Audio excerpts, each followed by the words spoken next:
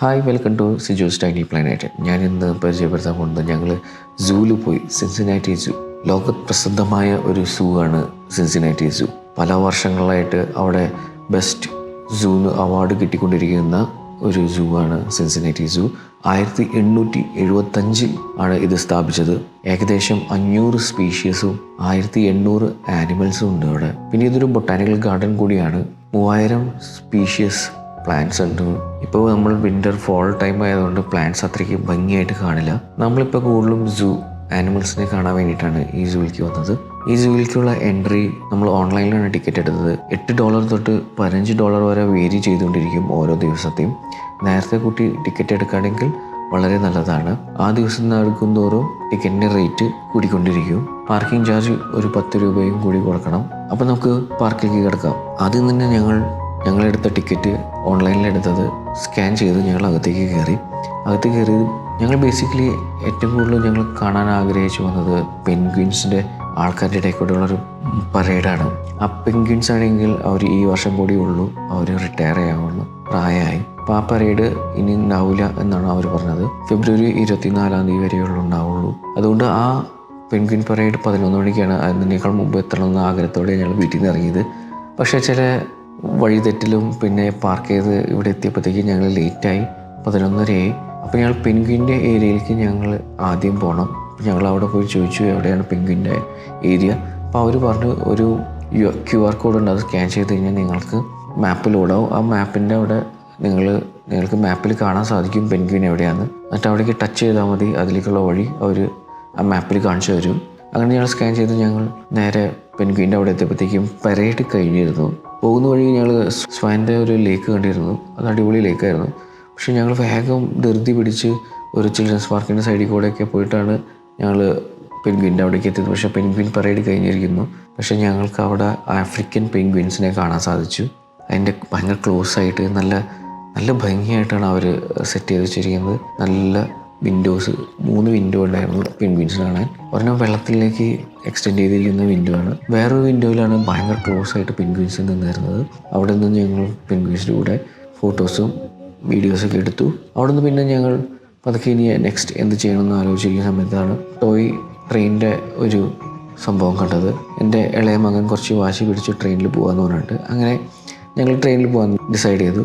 ഒരു ടിക്കറ്റിന് $5 നമുക്കിതിൽ ഈ സൂവിൽ മെമ്പർഷിപ്പ് എടുത്ത് വയ്ക്കാൻ പറ്റും. കാര്യം പറഞ്ഞാൽ വലിയ സൂ ആണ്, ഒരു ദിവസം കൊണ്ട് കണ്ട് തീരാൻ സാധിക്കില്ല. മെമ്പർഷിപ്പ് എടുത്തവർക്ക് ഇടയ്ക്കിടയ്ക്ക് വന്നാൽ ഫുള്ള് ഡീറ്റെയിൽ ആയിട്ട് കണ്ട് തീർക്കാം. പക്ഷേ ഞങ്ങൾ മെമ്പർഷിപ്പ് ഇല്ലാത്ത ആൾക്കാരായതുകൊണ്ട് ടോയ് ട്രെയിനിലും ആ ഒരു വ്യത്യാസമുണ്ട്. മെമ്പർഷിപ്പ് ഉള്ളവർക്ക് $3 ഉള്ളൂ. അങ്ങനെ ഞങ്ങൾ ടോയ് ട്രെയിനിൽ കയറി. നല്ല രസകരമായ ഒരു യാത്ര തന്നെയായിരുന്നു. ശരിക്കും പറഞ്ഞാൽ അത് ഒരു അനുഭവം തന്നെയായിരുന്നു. നല്ല മേളിക്കോടെയും പിന്നെ ഞങ്ങൾ വുൾഫിൻ്റെ അടുത്തോടെയും ഫ്ലെമിംഗോടെ സെക്ഷൻ്റെ മേളിക്കോടെയും അങ്ങനെ നല്ല രസമായിട്ടുള്ള ഒരു ട്രെയിൻ യാത്ര. പിന്നെ നേരത്തെ പറഞ്ഞ ആ സ്വാൻ ലേക്കിൻ്റെ അടുത്തോടെയൊക്കെ പോകുന്നുണ്ട്, അടിപൊളിയായിരുന്നു അത്. അങ്ങനെ ട്രെയിൻ യാത്ര കഴിഞ്ഞ് ഞങ്ങൾ അവിടെ നിന്ന് ഇറങ്ങി. പിന്നെ ഞങ്ങൾ പതുക്കെ അടുത്ത സെക്ഷനിലേക്ക് പോയി. അടുത്ത സെക്ഷൻ എന്ന് പറയുന്നത് ആഫ്രിക്ക എന്നായിരുന്നു ആ സെക്ഷൻ്റെ പേര്. അതായത് ആഫ്രിക്കൻ ആനിമൽസിനെ പരിചയപ്പെടുത്തുന്നതാണ്. ആദ്യം തന്നെ അവിടെ ഉണ്ടായത് ചീത്തയാണ്. ചീത്ത അവിടെ ഭയങ്കര അഗ്രസീവായിട്ട് ഇങ്ങനെ ഓടി നടക്കുകയായിരുന്നു. ചീത്തേനെ കണ്ടതിന് ശേഷം ഒരു അടിപൊളി ഏരിയയിലേക്കാണ് എത്തുന്നത്. അവിടെ ലേക്കും കാര്യങ്ങളൊക്കെ ആയിട്ട് അപ്പുറത്ത് ഞങ്ങൾക്ക് ദൂരെ സിംഹത്തെ കാണാൻ സാധിച്ചു. അപ്പോൾ ഞങ്ങൾ സിംഹത്തിൻ്റെ അടുത്തേക്ക് ചെന്നു. അവിടെയും ഇതുപോലെ ഗ്ലാസ് വിൻഡോ ഉണ്ട്, തൊട്ടടുത്ത് നമുക്ക് കാണാൻ പറ്റാവുന്ന രീതിയിൽ. നല്ല രസമാണ് ആ വ്യൂ. ആകാശം നല്ല ക്ലിയർ ആയിരുന്നു, ബ്ലൂ കളറ്. നമുക്കാണെങ്കിൽ സിംഹത്തെ നല്ല ക്ലിയർ ആയിട്ട് കാണാം. നല്ല പ്യുവർ ഗ്ലാസ്, തുടച്ച് നല്ല വൃത്തിയായിട്ടുള്ള ഗ്ലാസ്. അങ്ങനെ ഞങ്ങൾ ഒരു ജോഡി സിംഹത്തെയാണ് കാണുന്നത്, ആണും പെണ്ണിനെയും കണ്ടു. അവിടെ നിന്ന് പിന്നെ ഞങ്ങൾ നേരെ പോയത് ജിറാഫിൻ്റെ ഏരിയയിലേക്കാണ്. ജിറാഫിൻ്റെ തന്നെ നമുക്കൊരു നല്ലൊരു സ്റ്റാൻഡിങ് പൊസിഷൻ ഉണ്ട്, പവലിയൻ ഉണ്ട്. അവിടേക്കാണ് നമുക്ക് നടന്നു പോകേണ്ടത്. അങ്ങനെ നമ്മൾ പവലിയൻ്റെ അവിടേക്ക് എത്തി ജിറാഫിനെ കണ്ടു. അത് ഭയങ്കര അത്ഭുതമാണ്. ഞാൻ ജിറാഫിനെ ഞങ്ങൾ മുമ്പ് കണ്ടിട്ടുണ്ടെങ്കിലും ഇവിടുത്തെ ജിറാഫിനെ കണ്ടപ്പോൾ ഭയങ്കരമായിട്ട് നമുക്ക് ഐ കാച്ചിങ് ആയിരുന്നു. അതിൻ്റെ സ്കിൻ ഒരെണ്ണം ഭയങ്കര ക്ലോസ് ആയിട്ട് വന്നിരുന്നു. നമുക്ക് അവിടെ പൈസ കൊടുത്തു കഴിഞ്ഞാൽ ജിറാഫിനെ ഫീഡ് ചെയ്യിപ്പിക്കാൻ പറ്റും. ഞങ്ങൾ അതിലേക്ക് പോയില്ല. ജിറാഫിൻ്റെ കൂടൊക്കെ കണ്ടു ഞങ്ങൾ. അവിടെ ഡോറ് ഭയങ്കര ചെറുതാണ്, പക്ഷേ ഹൈറ്റ് ഭയങ്കര കൂടുതലാണ്. ആ കൂടിൻ്റെ അവിടെ നിന്ന് ഞങ്ങൾ പതുക്കെ നടന്ന് അടുത്ത സെക്ഷനിലേക്ക് നീങ്ങി. അടുത്ത സെക്ഷനിൽ നമുക്ക് പലതരത്തിലുള്ള ആഫ്രിക്കൻ പക്ഷികളെയൊക്കെ കാണാൻ സാധിച്ചു. ആഫ്രിക്കൻ ഓസ്ട്രിച്ചിനെ ഞങ്ങൾ കണ്ടു. അത് ഭയങ്കര ക്ലോസ് ആയിട്ട് നിന്നു. നമുക്ക് വീഡിയോ ഷൂട്ട് ചെയ്തോളാവുന്ന രീതിയിൽ നമ്മളെ നോക്കി നിൽക്കായിരുന്നു. Painted African dogs. അത് അടിപൊളിയായിരുന്നു കാണാൻ. ഡോഗ്സാണ് ഒരു പാട്ട് പിടിച്ച് നമ്മളെന്തോ പെയിൻറ് കയറി ഒഴിച്ച പോലത്തെ ഒരു ഫീല്. അതായിരുന്നു അവിടുത്തെ ആഫ്രിക്കൻ പെയിൻറ്റഡ് ഡോഗ്സിനെ കാണാൻ. അത് കണ്ടു കഴിഞ്ഞതിന് ശേഷം ഞങ്ങൾ നീങ്ങിയത് ഹിപ്പോപ്പൊട്ടാമസിൻ്റെ ഏരിയ. ആ ഹിപ്പോപ്പൊട്ടാമസിൻ്റെ ഏരിയ സെറ്റ് ചെയ്ത് ചെയ്യുന്നത് അടിപൊളിയാണ്. നല്ല കിടിലൻ ഗ്ലാസ് വിൻഡോ കൂടെയാണ് നമ്മൾ കാണുന്നത്. അതിൽ പകുതിയോളം കുറേയും പോലെ മീനുകളാണ് ഈ ഹിപ്പോപ്പൊട്ടാമസിന് മുങ്ങിയിരിക്കാൻ പറ്റാവുന്നത്. അടിപൊളി വ്യൂ. ഇവിടുത്തെ ഒരു ഫേമസ് ഹിപ്പോപ്പൊട്ടാമസ് ഉണ്ട്, പേര് ഫിയോണ. ആ ഫിയോണയ്ക്ക് ഏകദേശം 4 വയസ്സായപ്പോൾ തന്നെ 1600 പൗണ്ട് ഉണ്ടെന്ന് പറയണേ. അത്രയ്ക്ക് വലിപ്പം വെച്ച ഒരു ഹിപ്പോപ്പൊട്ടാമസ് ആണ് അവിടെ ഉള്ളത്. കുറച്ച് ദൂരെയാണ് അത് കിടന്നിരുന്നത്. ഞാൻ ഗ്ലാസ്സിൽ കൂടെ എത്തിച്ച് ഷൂട്ട് ചെയ്ത് നോക്കി, ചെറുതായിട്ട് കാണാൻ പറ്റുള്ളൂ, ഭയങ്കര ഗ്ലെയർ അടിക്കേണ്ടായിരുന്നു. പക്ഷെ ആ അക്വേറിയം, ആ ഫീല് അടിപൊളി തന്നെയാണ്. പിന്നീട് ഞങ്ങൾ അവിടെ നിന്ന് നീങ്ങി അടുത്ത സെക്ഷനിലേക്ക് നീങ്ങി, മീർ കാറ്റ്സ് എന്ന സെക്ഷനിലേക്ക്. മീർ കാറ്റ്സ് നിങ്ങൾ ലൈഫ് ഓഫ് പൈ ഫിലിം കണ്ടവരാണെങ്കിൽ അറിയാൻ പറ്റും, ഒരു ഐലൻഡിൽ ഫുള്ള് മീർ കാറ്റ്സ് ആയിട്ട് ഇരിക്കുന്നത്. ആ മീർ കാറ്റ്സിനെയാണ്. മീർ കാറ്റ്സിൻ്റെ ഡിസ്പ്ലേ ചെയ്തിരുന്ന രീതിയും അടിപൊളിയാണ്. ചെറിയ കുട്ടികൾക്കാണെങ്കിൽ ഒരു ചെറിയൊരു ഗുഹയുണ്ട്. ആ ഗുഹയിൽ കൂടെ ഉള്ളിൽ കയറി മീർ കാറ്റ്സിൻ്റെ ആ സെക്ഷൻ്റെ നടുക്ക് പോയി നിൽക്കാൻ പറ്റും. അവിടെ നിന്ന് മീർ കാറ്റ്സിനെ വാച്ച് ചെയ്യാൻ പറ്റും. വലിയവർക്ക് പക്ഷെ പുറത്ത് നിന്ന് കാണാൻ പറ്റുള്ളൂ. അവർക്കൊരു ബെഡൊക്കെ സെറ്റ് ചെയ്ത് കൊടുത്തിട്ടുണ്ട് കിടക്കാനും കാര്യങ്ങൾക്കൊക്കെ. അവരവിടെ കുഴിച്ച് കൂടുണ്ടാക്കലും കാര്യങ്ങളൊക്കെ ആയിട്ട് നല്ല രസമായിട്ടുള്ള ഒരു ഏരിയ തന്നെയാണ് മീർ കാറ്റ്സിന് ചെയ്തു വെച്ചിരിക്കുന്നത്. പിന്നെ അത് കഴിഞ്ഞ് ഞങ്ങൾ കുറച്ച് നീങ്ങി കഴിഞ്ഞപ്പോഴത്തേക്കും ഫോട്ടോ പോയിന്റ്സ് ഒക്കെ ഉണ്ട്. ആഫ്രിക്കൻ നമ്മുടെ ഹിപ്പോപ്പൊട്ടാമസിൻ്റെ ഒരു ഫോട്ടോ പോയിന്റ്. നേരത്തെ ഞങ്ങൾ സിംഹത്തിൻ്റെയും ഒരു ഫോട്ടോ പോയിന്റ് കണ്ടിരുന്നു. ഒരു സ്റ്റാച്യു ഉണ്ടാക്കി വെച്ചിട്ടുണ്ട്, നമുക്ക് അവിടെ ഇരുന്ന് ഫോട്ടോ എടുക്കാനൊക്കെ. ഞങ്ങൾ ഇത്രയ്ക്ക് തന്നെ ആസ്വദിച്ച് കഴിഞ്ഞപ്പോഴത്തേക്ക് ഉച്ചയായി, 1 മണിയായി. ഞങ്ങൾക്ക് ഭക്ഷണം കഴിക്കേണ്ട സമയമായി. ഞങ്ങൾ അവിടെ പോയിട്ട് ഭക്ഷണം ഓർഡർ ചെയ്തു. ഞങ്ങൾ പിസയും ബർഗേഴ്സും ഒക്കെയാണ് ഓർഡർ ചെയ്തത്. പിന്നെ നമ്മൾ ഇന്ത്യൻ ടേസ്റ്റ് ഒന്നും പ്രതീക്ഷിച്ച് അവിടെ പോകരുത്. കുറേ ഒലീവ് ഓയിലും ചീസൊക്കെ നന്നായിട്ട് നിറച്ചാണ്. നമുക്ക് ചിലർക്ക് അത് പറ്റില്ല. ഞങ്ങൾക്ക് തുടക്കമൊക്കെ കഴിക്കാൻ ടേസ്റ്റ് ഉണ്ടായിരുന്നെങ്കിലും പിന്നീട് ഞങ്ങൾക്ക് മടുത്തു തുടങ്ങിയിരുന്നു. അത് ഞങ്ങൾ ഭക്ഷണം കഴിഞ്ഞ് അടുത്ത സെക്ഷനിലേക്ക് പതുക്കെ നീങ്ങി. അതിൻ്റെ അടുത്ത് തന്നെ കുറേ ബിയർ ഗാർഡൻസ് ഒക്കെ ഉണ്ടായിരുന്നു. ബിയർ അടിക്കാൻ പറ്റാവുന്ന രീതിയിൽ ഇരുന്ന് ബിയർ അടിച്ച് നമുക്ക് ടൈം സ്പെൻഡ് ചെയ്യാൻ. അങ്ങനെ ഞങ്ങൾ പതുക്കെ അടുത്ത സെക്ഷൻ എന്ന് പറയുന്നത് മാപ്പ് നോക്കി ഞങ്ങൾ നീങ്ങിയത് കങ്കാരുടെ ഏരിയയിലേക്കാണ്. അവിടേക്ക് കുറച്ച് നടക്കാനുണ്ടായിരുന്നു, എന്നാലും ഞങ്ങൾ നടന്ന് കങ്കാരുടെ അവിടെ എത്തി. കങ്കാരുടെ ഡിസ്പ്ലേ ചെയ്തിരുന്ന രീതി എന്ന് പറയുന്നത് ഒരു വെറൈറ്റി തന്നെയാണ്. അവരിങ്ങനെ അഴിച്ചു വിട്ടേക്കാണ് ഒരു ഏരിയ നിറച്ചു. അവരവിടെ നിന്ന് റെസ്റ്റ് ചെയ്തുകൊണ്ടിരിക്കുകയായിരുന്നു. ഉച്ച സമയമാണ്, എല്ലാം റെസ്റ്റ് ചെയ്തുകൊണ്ടിരിക്കുകയാണ്. അതിൻ്റെ അടുത്തേക്കാണ് നമ്മൾ വിടുന്നത്. തുറന്ന് നമ്മൾ അവരുടെ കൂട്ടിലേക്ക് കയറ്റാണ്. കൂട്ടിൽ കയറ്റി അതിലൊരു വാക്ക് വേണ്ട, ആ വാക്ക് വേണ്ടിൽ കൂടെ നടക്കുന്നു. നമ്മുടെ ചുറ്റും ഇപ്പുറത്തും അപ്പുറത്തൊക്കെ ആയിട്ട് കങ്കാരുകളിരിക്കുന്നു. അവരത്രയ്ക്ക് ഉപദ്രവകാരികളല്ല. അതുകൊണ്ട് നല്ല രസമായിട്ട് നമുക്ക് അവിടെ കങ്കാരുകളുടെ അടുത്ത് ഇരിക്കാം, നടക്കാം. അങ്ങനെ ഞങ്ങൾ കുറേ ഫോട്ടോസും കാര്യങ്ങളൊക്കെ എടുത്ത് അവിടെ തന്നെ ഒരു ബ്ലൂ പെൻഗ്വിൻസിൻ്റെ ഒരു ഏരിയ ഉണ്ടായിരുന്നു. അത് ഉച്ച സമയമായതുകൊണ്ട്, ചൂടായതുകൊണ്ട് അതിനെ കൂട്ടിൽ കയറ്റി അടച്ചിട്ടൊക്കെ ആയിരുന്നു. നമുക്ക് ബ്ലൂ പെൻഗ്വിൻസിനെ കാണാൻ സാധിച്ചില്ല. ഞങ്ങൾ ആ കൂടിൻ്റെ മേളിലേക്ക് കയറി ബ്ലൂ പെൻഗ്വിൻസിൻ്റെ അവിടെ നിന്ന് എത്തിച്ചു നോക്കാമെന്ന് വിചാരിച്ചു. പക്ഷെ എന്നാലും ഞങ്ങൾക്ക് കാണാൻ സാധിച്ചില്ല. കുറച്ച് കടന്നു കഴിഞ്ഞപ്പോൾ ഞങ്ങൾ ബാൾഡ് ഹെഡഡ് ഈഗിളുടെ ഏരിയയിലെത്തി. അതാണെങ്കിൽ പോസ് ചെയ്ത് നിൽക്കുകയാണ്, നമ്മൾ ഫോട്ടോ എടുത്തോളൂ എന്ന് പറഞ്ഞിട്ട്. നല്ലൊരു പോസായിരുന്നു. അവിടെ 2-3 ഉണ്ട്. പക്ഷെ ഇവരെന്താ പറന്നു പോകാത്തതെന്ന് എനിക്ക് മനസ്സിലായിട്ടില്ല. അവർ ഫുൾ ടൈം അവിടെ തന്നെയുണ്ട്. പിന്നെ അടുത്ത സെക്ഷൻ എന്ന് പറയുന്നത് ഏപ്സിൻ്റെ സെക്ഷനാണ്. അടിപൊളി സെക്ഷനാണ്. ആദ്യം തന്നെ കണ്ട ഏപ്പ് എന്ന് പറയുന്നത് ഒരു ബ്ലാക്കാണ്. അതിൻ്റെ സ്കിന്നിൽ പല സ്ഥലത്ത് രോമങ്ങളൊക്കെ വൈറ്റ് കളർ. അടിപൊളിയാണ് അത് കാണാൻ. അത് കുറച്ച് നേരം ഞങ്ങൾ കണ്ട് അത് കഴിഞ്ഞിട്ട് അടുത്ത സെക്ഷൻ എന്ന് പറയുന്നത് ഗൊറീലകളുടെ സെക്ഷനാണ്. പല ടൈപ്പ് ഗൊറീലകളുണ്ട്. ഞങ്ങൾ പല ടൈപ്പ് ഗൊറീലകൾസ്, പല വ്യൂയിങ് ഏരിയാസ് ഉണ്ട്. അവർക്ക് ഭക്ഷണം കൊടുക്കുന്ന സ്ഥലവും പിന്നെ അവർ പ്രസൻറ്റ് ചെയ്തേക്കുന്നത് സൂല ഓരോ ആനിമൽസിനെ പ്രസൻറ്റ് ചെയ്തേക്കുന്നത് തന്നെ ഒരു വെറൈറ്റി തന്നെയാണ്. സൂപ്പറാണ് അത്. ആ തീം ഇപ്പം ഗൊറിലകൾക്ക് മരവും വള്ളിയും കാര്യങ്ങളൊക്കെ വേണ്ട രീതിയിൽ ആ തീമിലാണ് ഡിസൈൻ ചെയ്ത് വെച്ചിരിക്കുന്നത്. കൂട്, അത് നമ്മൾ പോകുന്ന വാക്ക് വേയും എല്ലാം അങ്ങനത്തെ രീതിയിലാണ് ഡിസൈൻ ചെയ്യണത്. പണ്ട് ഇവിടെ ഒരു ഗൊറില ഉണ്ടായിരുന്നു. ആ ഗൊറില ഇതേപോലെ തന്നെ ആ കൂട്ടിലേക്ക് ഒരു 3 വയസ്സായ കൊച്ചു വീണ് പോയിട്ട് അതിനെ പിടിച്ചു കൊണ്ടുപോയിട്ട് കയ്യിൽ പിടിച്ചു വെച്ചേക്കായിരുന്നു. ലാസ്റ്റിൽ ആ കൊച്ചിനെ കിട്ടാൻ വേണ്ടിയിട്ട് ഇവിടുത്തെ സെക്യൂരിറ്റി ഗാർഡ്സ് ആ ഗൊറിലേനെ വെടിവെച്ച് കൊന്ന ഒരു ചരിത്രമുണ്ട് 2016. പക്ഷെ അന്ന് കുറേ കോൺട്രവേഴ്സീസ് വന്നിട്ടുണ്ടായിരുന്നു. പക്ഷെ അവർ പറഞ്ഞത് ഞങ്ങൾക്ക് ആനിമൽസിനേക്കാൾ ഇമ്പോർട്ടൻസ് മനുഷ്യരാണ്, കുട്ടികളാണ്, അതുകൊണ്ടാണ് ഞങ്ങൾ അങ്ങനെ ചെയ്യേണ്ടി വന്നത്. അപ്പോൾ എല്ലാവരും പറഞ്ഞ് ട്രാങ്ക്ലൈസേഴ്സ് യൂസ് ചെയ്യായിരുന്നു. അങ്ങനെ കുറേ കോൺട്രവേഴ്സ് വർത്തമാനമൊക്കെ ഉണ്ടായിട്ടുണ്ട്. അപ്പോൾ അങ്ങനെ ഒരു ചരിത്രം ഇവിടെ സിൻസിനാറ്റി സൂലുണ്ട്. പിന്നെ ഞങ്ങൾ അവിടെ നിന്നൊരു നടന്ന് പുറത്തേക്ക് ഇറങ്ങി കുറച്ച് മുളക്കാട് പോലെയൊക്കെ ഉണ്ടാക്കി വെച്ചിട്ടുണ്ട്. അതിൻ്റെ ഉള്ളിൽ കൂടെയൊക്കെ നടന്ന് ഞങ്ങൾ പിന്നെ അടുത്തത് അടിപൊളി വേറൊരു വണ്ടറിലേക്കാണ്, വേൾഡ് ഓഫ് ഇൻസെക്ട്സ്. നമ്മൾ ഞെട്ടിപ്പോവും വേൾഡ് ഓഫ് ഇൻസെക്ട്സിൽ. നമ്മുടെ സ്ഥിരം നമ്മൾ ചുറ്റും കാണുന്ന കുറേ ഇൻസെക്ട്സ് ഉണ്ട്. അതിനൊക്കെ എല്ലാത്തിനെയും കൊറിയൻ പോലെ ഒരു സ്ഥലത്ത് സെറ്റ് ചെയ്ത് അതിൻ്റെ ഹാബിറ്റാറ്റ് ക്രിയേറ്റ് ചെയ്ത് കൂട്ടായിട്ട് വളർത്തുന്നത്. കൂട്ടായിട്ട് പറഞ്ഞാൽ ആ സ്പീഷീസ് മാത്രമായിട്ട് ഒരു അക്വേറിയത്തിൽ വളർത്തണം. അതെന്ന് പറഞ്ഞു കഴിഞ്ഞാൽ പല നമ്മൾ കാണാത്ത ടൈപ്പ് ഇൻസെക്ട്സ് ഉണ്ട്. കുറേ വെറൈറ്റി ഇൻസെക്ട്സ് ഉണ്ട്. ഇൻസെക്ട്സ് എന്ന് പറഞ്ഞു കഴിഞ്ഞാൽ നമ്മൾ ഈ കമ്പ് പോലെ ഇരിക്കുന്ന ഇൻസെക്ട്സ്, സ്റ്റെമ്മ്, ഉണങ്ങിയ കമ്പുകൾ ഇരിക്കുന്ന, പച്ച കമ്പുകൾ ഇരിക്കുന്ന പോലത്തെ നമുക്ക് തിരിച്ചറിയാൻ പറ്റാത്ത രീതിയിലുള്ള ഒരു ഭയങ്കര ക്യാമോഫ്ലാഷ് ഇൻസെക്ട്സ് ഒക്കെ നമുക്ക് കാണാൻ സാധിച്ചു. അടിപൊളി എക്സ്പീരിയൻസ് ആയിരുന്നു. ഞങ്ങൾ കാണാത്ത കുറേ കാര്യങ്ങൾ നമുക്ക് അവിടെ കാണുമ്പോൾ ഒരു 150 ടൈപ്പ് ഇൻസെക്ട്സ് നമുക്ക് കാണാൻ സാധിച്ചു. അതിൻ്റെ ഇടയ്ക്ക് തവളയും പിന്നെ റെപ്റ്റൈൽസിനെയും ചെറുതായിട്ട് കാണിച്ചിട്ടുണ്ട്. പക്ഷെ എന്നാലും കൂടുതൽ ഇൻസെക്ട്സിനെയാണ്. പിന്നെ ചില ഇൻസെക്ട്സിൻ്റെ ചത്തുപോയതിനൊക്കെ അവിടെ ഡിസ്പ്ലേക്ക് വെച്ചിട്ടുണ്ട്.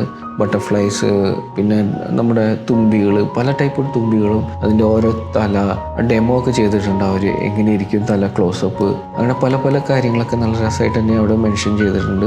പിന്നെ ഒരു അത്ഭുതം കണ്ടത് തന്നെ ഉറുമ്പിൻ്റെ കൂട് സെറ്റ് ചെയ്ത് ചെയ്യുന്നത്. ഞാൻ അതിൻ്റെ വീഡിയോ ഷെയർ ചെയ്യാം. അവർ ഒരു സ്ഥലത്ത് നിറച്ചും അതിൻ്റെ ഭക്ഷണം ഇല, ഒരു മരം അവിടെ ഉണ്ടാക്കി വെച്ചിട്ടുണ്ട്. അവിടെ നിന്ന് ഈ കുഞ്ഞു ഇലകൾ അവർ ഒരു പൈപ്പിൻ്റെ ഉള്ളിലേക്കൂടെ ഭയങ്കര ദൂരമാണ് ആ ഉറുമ്പുകളങ്ങനെ ട്രാവൽ ചെയ്ത് അവരുടെ കോളനിയിലേക്ക് ആ ഭക്ഷണം എത്തിക്കുന്നത്. അത് ലൈവ് ഡെമോ, സൂപ്പർ. അത് രസമായിട്ടാണ് അവർ സെറ്റ് ചെയ്തത്. അത് എങ്ങനെ ഉണ്ടാക്കി, ആ കൂട് എങ്ങനെ ഉണ്ടാക്കി, ആ കോളനി കാണിക്കുന്ന രീതി, ഒരു സൈഡ് ഗ്ലാസ്, നമുക്ക് രസമായിട്ട് കോളനീനെ കാണാൻ സാധിക്കും. അവരിങ്ങോട്ടും നടക്കുന്നത്, അതിലെ ക്യൂയിൻ, ഉറുമ്പുകൾ, ഇതൊക്കെ ലൈവാണ്. ഒറിജിനൽ സാധനത്തിനെ കാണിക്കുന്നത് അടിപൊളിയായിട്ടുണ്ട്. അത് നല്ലൊരു അനുഭവം തന്നെയായിരുന്നു. അത് കഴിഞ്ഞിട്ട് പിന്നെ അവർ ഒരു ഡെമോ ഉണ്ടാക്കി വെച്ചിട്ടുണ്ട്. ഹണിയുടെ എങ്ങനെയാണ് കൂട് അതിനെ എക്സ്ട്രാക്ട് ചെയ്യുന്നതും, അതിനെ നമ്മുടെ നാട്ടിലൊക്കെ കാണുന്ന അതേ സംഭവം തന്നെ. അത്രയ്ക്കാണ് ഇൻസെക്റ്റിൻ്റെ വേൾഡ് ഓഫ് ഇൻസെക്ട്സ് എന്ന് പറയുന്നത്. സൂപ്പർ സെഗ്മെൻറ്റും തന്നെയായിരുന്നു. അവിടുന്ന് പതുക്കെ ഞങ്ങൾ പുറത്തേക്ക് ഇറങ്ങി. അവിടുന്ന് കുറച്ച് നടന്നു കഴിഞ്ഞപ്പോഴത്തേക്കും ഒരു ബേർഡ്സിൻ്റെ ഡെമോ ചെയ്യുന്ന സ്ഥലമുണ്ട്. അവിടെ ആ സമയത്ത് ഷോ ഉണ്ടായില്ല. നല്ലൊരു ആംഫി തിയേറ്ററാണ്. അതിനൊക്കെ ഓരോ സമയമുണ്ട്.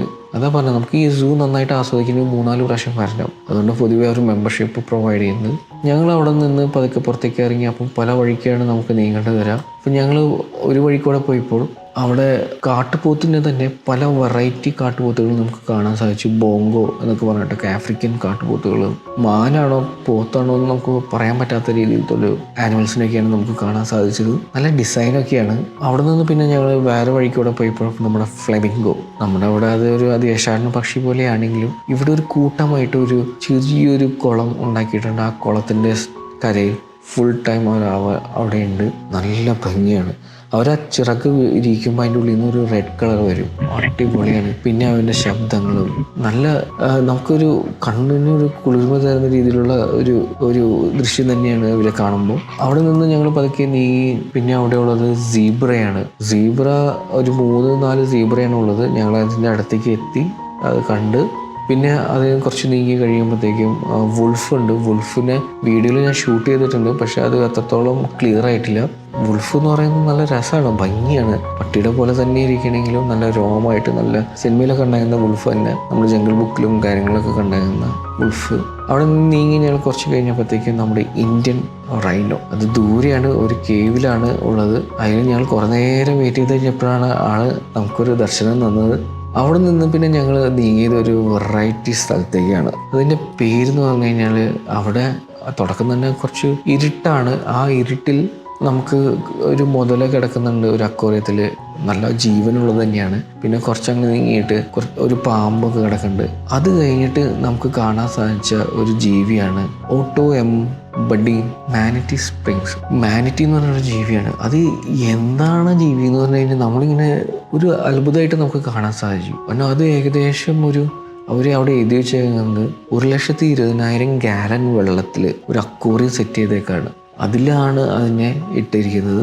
2-3 ഉണ്ട്. നല്ല രസമാണ് ആ വ്യൂ തന്നെ. ചെറിയ ഇരുട്ട് ഗ്രീൻ സെറ്റപ്പൊക്കെ ചെയ്തേക്കാം. അധികം വെയിലൊന്നും അടിക്കാതെ ആണ് അതിനെ വളർത്തുന്നത്. അതിന് 3 വ്യൂയിങ് ഗ്ലാസ് ഉണ്ട്.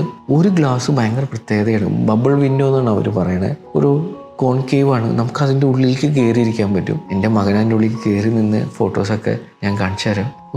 നമുക്ക് ആ ഗ്ലാസ് കാണില്ല, കോൺകേവ് ഗ്ലാസ് കാണില്ല. നമ്മൾ തൊട്ടാ വീണ് പോകാൻ അതിൻ്റെ ഉള്ളിലേക്ക്. എന്നിട്ട് ഉള്ളിലേക്ക് കയറി നിന്നിട്ട് നമുക്ക് ഈ മാനിറ്റിയുടെ അടുത്തേക്ക് നമുക്ക് ചെന്ന് ഫോട്ടോ എടുക്കാൻ പറ്റും. അത് നല്ല രസമാണ്.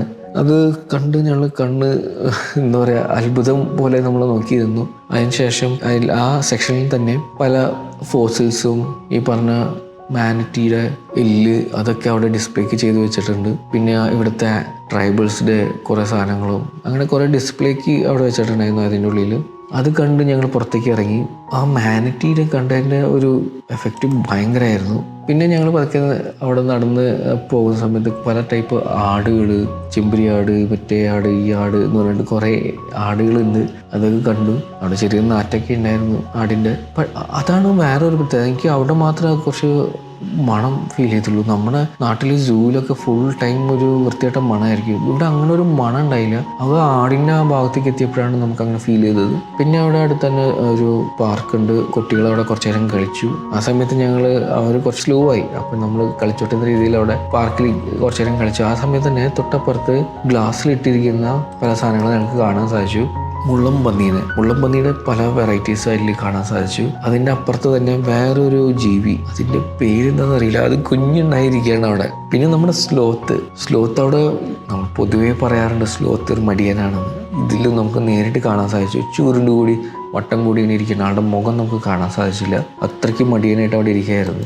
സ്ലോത്തിനെ കണ്ടതിന് ശേഷം ഞങ്ങൾ പതുക്കെ ഇങ്ങനെ നടന്നു.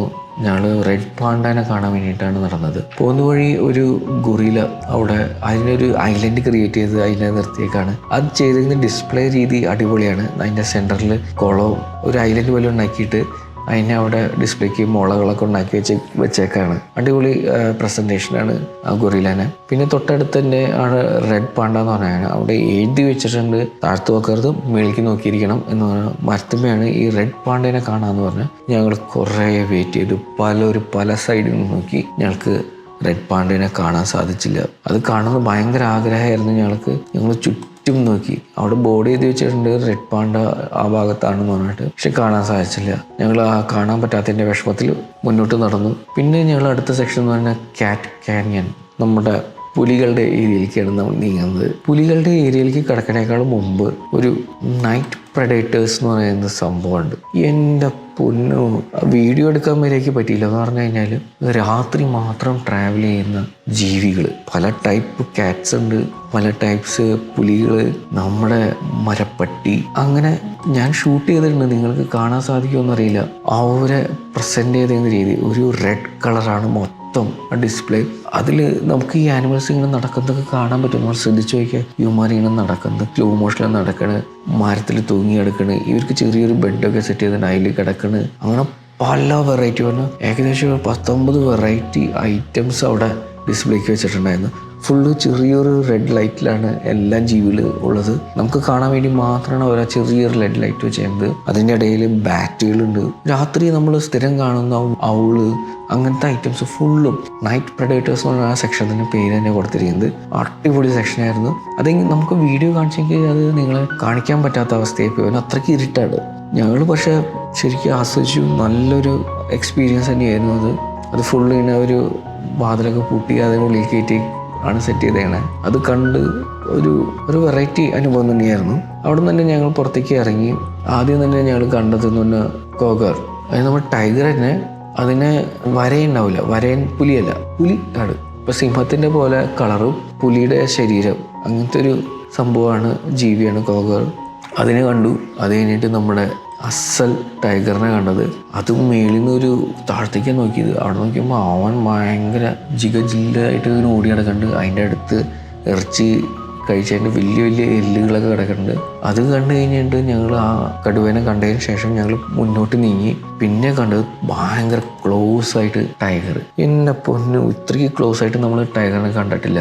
അടിപൊളി അനുഭവമായിരുന്നു. അതിനെ ഇനി ഗ്ലാസിൻ്റെ അടുത്തോടെ ഇങ്ങനെ ഇങ്ങോട്ടങ്ങോട്ട് ഒരു കൊച്ചാണെങ്കിൽ അതിൻ്റെ ഒപ്പം നടക്കുന്നുണ്ട്, അതിൻ്റെ കൂടെ ടൈഗർ നടക്കുന്നത്. അത് അടിപൊളിയായിരുന്നു സംഭവം. എൻ്റെ മോനും നേരെ നോക്കി ഫോട്ടോ എടുക്കാനും അത്രയ്ക്ക് അടുത്ത് തന്നെ. നമ്മളൊരു നിസ്സാര ഇഞ്ചുകൾക്കാണ് ഒരു ഗ്ലാസ് മാത്രം ഒരു നമ്മുടെ ഇടയിലുള്ളൂ. അത്രയ്ക്ക് അടുത്താണ് നമ്മൾ ടൈഗറിനെ കാണുന്നത്. ടൈഗറിനെ കണ്ടതിന് ശേഷം നമ്മളൊരു ഫോട്ടോ പോയിന്റ് ഉണ്ട്, ഫോട്ടോ എടുക്കാം. അത് കഴിഞ്ഞ് നമ്മൾ കണ്ടത് സ്നോയിൽ കാണുന്ന സ്നോ ലെപ്പേർഡ്സിനെ ഞങ്ങൾ കണ്ടു. ദൂരെ നിന്ന് കാണാൻ സാധിച്ചുള്ളൂ.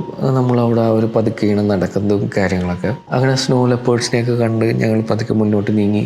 കുറേ ആനിമൽസ് ഇനിയുണ്ട് ഞങ്ങൾക്ക് കാണാൻ. പക്ഷേ സമയം ഏകദേശം 4 മണി ആവാറായി. പിന്നെ അടുത്ത സെഗ്മെന്റിലേക്ക് കടന്നതെന്ന് പറഞ്ഞു കഴിഞ്ഞാൽ ടർട്ടിലിന്റെ സെക്ഷൻ ഉണ്ടായിരുന്നു. ടർട്ടിൽസിനെ കാണാൻ സാധിച്ചില്ല. ടർട്ടിൽസ് എല്ലാം കൂടിനുള്ളിൽ കയറിയിരിക്കുകയായിരുന്നു. നെക്സ്റ്റ് സെക്ഷൻ എന്ന് പറഞ്ഞാൽ റെപ്റ്റൈൽസിന്റെ സെക്ഷനാണ്. റെപ്റ്റൈൽസിന്റെ ഒരു ബിൽഡിംഗ് തന്നെ നല്ല രസമായിട്ടാണ് അവർ സെറ്റ് ചെയ്ത് വെച്ചിരുന്നത്. ഞങ്ങൾ അതിൻ്റെ ഉള്ളിൽ കയറി. അതിൽ പല തരത്തിലുള്ള പാമ്പുകൾ, നമ്മുടെ കരിമൂർക്കൻ, അങ്ങനെ പല പല പാമ്പുകളുണ്ട്. ചേരയുടെ തന്നെ പല ടൈപ്പുകളുണ്ട്. വൈപ്പറുകൾ, നമ്മുടെ അണലിയുടെ തന്നെ പല ടൈപ്പ് ഉണ്ട്. പിന്നെ ആമ, നമ്മുടെ നക്ഷത്ര ആമയുണ്ട്. ഇന്ത്യൻ സ്റ്റാർ ടർട്ടിൽ അങ്ങനെ എന്നുള്ള പേരിട്ടാണ്. പിന്നെ പല ടൈപ്പ് ഫ്രോഗ്സ് എന്ന് പറഞ്ഞു കഴിഞ്ഞാൽ മഞ്ഞ, പച്ച, നീല, അടിപൊളി ഫ്രോഗ്സ്. പിന്നെ ഈ പച്ചിലപ്പാമ്പ് പോലത്തെ മഞ്ഞ കളറ് പാമ്പുകൾ, കുഞ്ഞി പാമ്പുകൾ. അടിപൊളിയായിരുന്നു സംഭവം. അതിങ്ങനെ ചുരുണ്ടുകൂടി ഇങ്ങനെ കിടക്കണ്ടാവും. അങ്ങനെ പല പാമ്പുകളെയും കണ്ടു. നടുക്ക് ചീങ്കണ്ണീനിട്ടേക്കാണ്. അടിപൊളി. അങ്ങനെ അത് പ്രസൻറ്റ് ചെയ്തേക്കുന്ന രീതിയും ആ ഹൗസ്, റെപ്റ്റൈൽ ഹൗസ് സെറ്റ് ചെയ്തേക്കുന്നത് നല്ല രസമാണ് കാണാൻ. അങ്ങനെ റെപ്റ്റൈൽ ഹൗസ് കണ്ട് ഞങ്ങൾ പുറത്തേക്ക് ഇറങ്ങി. ആനയുണ്ട് എന്നൊക്കെ പറയുന്നുണ്ട്. പല ജംഗിൾ ട്രെയിൽസ് ഉണ്ടെന്നൊക്കെ പറയുന്നുണ്ട്. ഇതൊന്നും ഞങ്ങൾക്ക് കാണാൻ സാധിച്ചില്ല. അപ്പോഴത്തേക്ക് 5 മണിയായി. ഇത് ക്ലോസിങ് ടൈമായി. അത്രയ്ക്ക് വലിയ ഒരു സൂ ആണ്. കുറേ ആനിമൽസ് ഉണ്ട്. പിന്നെ ഈ പറഞ്ഞ പോലെ ചില ആനിമൽസ് നമുക്ക് ദൂരെയാണ് കണ്ടത്. നമുക്ക് വീഡിയോ ഷൂട്ട് ചെയ്തെടുക്കാൻ പറ്റിയില്ല. പല കൊമോഡോ ഡ്രാഗൺസ് പറഞ്ഞാൽ ലിസാർഡ്സിൻ്റെ വലിയ ടൈപ്പ് അതൊക്കെ ഉണ്ട് അവിടെ. അതൊക്കെ കാണാൻ സാധിച്ചു. പിന്നെ അവർ അറേഞ്ച് ചെയ്തേക്കുന്നത് മൊത്തം ഒരു ഡ്രൈ സിറ്റുവേഷനാണ്. നല്ല വിൻ്റർ ആയതുകൊണ്ട് ഇലകളൊക്കെ പൊഴിഞ്ഞിരിക്കുകയാണ്. നല്ല തണുപ്പാണ്. ഞങ്ങൾ ഈ തണുപ്പത്ത് ജാക്കറ്റൊക്കെ ഇട്ട് തണുത്ത് വരച്ചാണ് കാണുന്നത്. ശരിക്കും പറഞ്ഞാൽ ഓഫ് ടൈമാണ്. ശരിക്കും പറഞ്ഞാൽ ഇവിടെ സമ്മറിലാണ് ഭയങ്കര ജനത്തിരക്കും. എന്നിട്ട് തന്നെ ജനങ്ങളുണ്ട് നന്നായിട്ട്. കുട്ടികളെ കൊണ്ടുവരാൻ വേണ്ടിയിട്ട് ട്രോളികൾ, എല്ലാവരുടെയും ട്രോളി ഉണ്ട് കുട്ടികളെ കൊണ്ട് നടക്കാൻ വേണ്ടിയിട്ട്. അങ്ങനെ നല്ലൊരു അനുഭവം തന്നെയായിരുന്നു. പുറത്തേക്ക് ഇറങ്ങുന്ന വഴി ഞങ്ങൾ ആനേനെ കണ്ടിരുന്നു. ഏഷ്യൻ ആനയാണ്. അത് ഗേറ്റിൻ്റെ അടുത്ത് തന്നെ ആയതുകൊണ്ട് ഞങ്ങൾക്ക് പെട്ടെന്ന് ഇറങ്ങിപ്പോയ സമയത്താണ് നമ്മൾ കണ്ടത്. അങ്ങനെ ഷൂട്ട് ചെയ്യാൻ പറ്റിയില്ല. നമ്മുടെ നാടൻ ആനകളാണ്. കുറേ ആനിമൽസ് ഞങ്ങൾക്ക് മിസ്സായിട്ടുണ്ട്. ഈ പറഞ്ഞ പോലെ റെഡ് പാണ്ടനെ കാണാൻ സാധിച്ചില്ല. പിന്നെ ഓറംഗുട്ടാനെ കാണാൻ സാധിച്ചില്ല. ആ ഭാഗത്തേക്കൊന്നും പോകാൻ പറ്റിയില്ല. അത്രയ്ക്കുണ്ട് നമുക്ക് ആ സൂ കാണാൻ. അപ്പോൾ ഇതാണ് ഞങ്ങളുടെ സൂ വിസിറ്റ്. നിങ്ങൾക്ക് ഈ വീഡിയോ നിങ്ങൾക്ക് ഇഷ്ടമാണെങ്കിൽ ലൈക്ക് ചെയ്യുക, ഷെയർ ചെയ്യുക, സബ്സ്ക്രൈബ് ചെയ്യുക. നിങ്ങൾ ഈ ഭാഗത്തൊക്കെ പോകണമെങ്കിൽ, സിൻസിനാറ്റിയിലുള്ള ആൾക്കാരൊക്കെ ആണെങ്കിൽ നിങ്ങൾ എന്തായാലും കാണേണ്ട, ഒഹായോ സ്റ്റേറ്റിലുള്ള ആൾക്കാരാണെങ്കിൽ എന്തായാലും കാണേണ്ട ഒരു സൂ തന്നെയാണ് സിൻസിനാറ്റി സൂ. അപ്പോൾ thank you for watching this video. ഇതുപോലെ നല്ല രസകരമായ വീഡിയോ ആയിട്ട് ഞാൻ വരും. അപ്പോൾ സബ്സ്ക്രൈബ് ചെയ്യുക, ബെൽ ബട്ടൺ എനേബിൾ ചെയ്യുക. ബൈ.